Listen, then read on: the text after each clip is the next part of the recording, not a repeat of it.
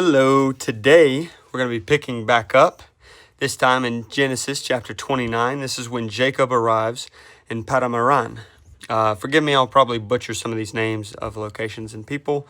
It'll be okay. In the New International Version, it goes like this. Then Jacob continued on his journey and came to the land of the eastern peoples. There he saw a well in the field and 3 flocks of sheep lying near it, because the flocks were watered from that well. The stone over the mouth of the well was large. When all the flocks gathered there, the shepherds would roll the stone away from the well's mouth and water the sheep. Then they would return the stone to its place over the mouth of the well. Jacob asked the shepherds, "My brothers, where are you from?"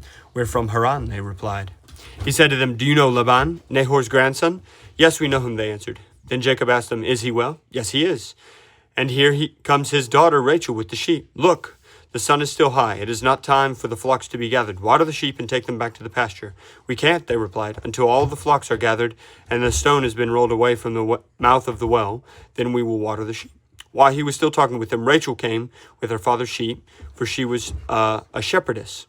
When Jacob saw Rachel, daughter of Laban, and his mother's brother, and Laban's sheep, he went over and rolled the stone away from the mouth of the well and watered his uncle's sheep. Then Jacob kissed Rachel and began to weep aloud. He told Rachel that he was a relative of her father and the son of Rebekah. So she ran and told her father. As soon as Laban heard the news about Jacob, his sister's son, he hurried to meet him. Then he embraced him and kissed him and brought him to his home. And there Jacob told him all these things. Laban said to him, "You are my own flesh and blood."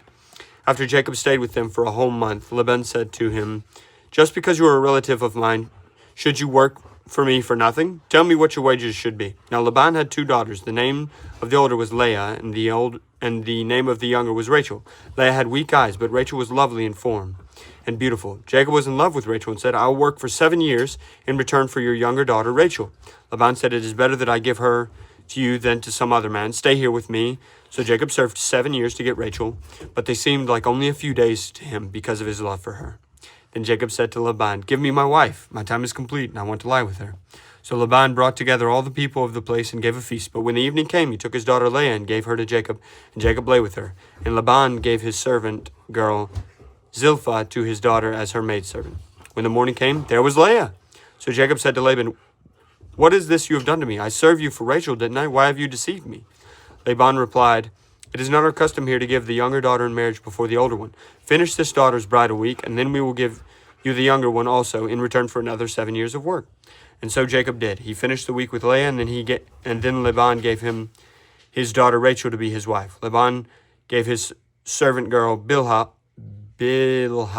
to his daughter Rachel as a maidservant. Jacob lay with Rachel also, and he loved Rachel more than Leah, and also worked for Laban another 7 years.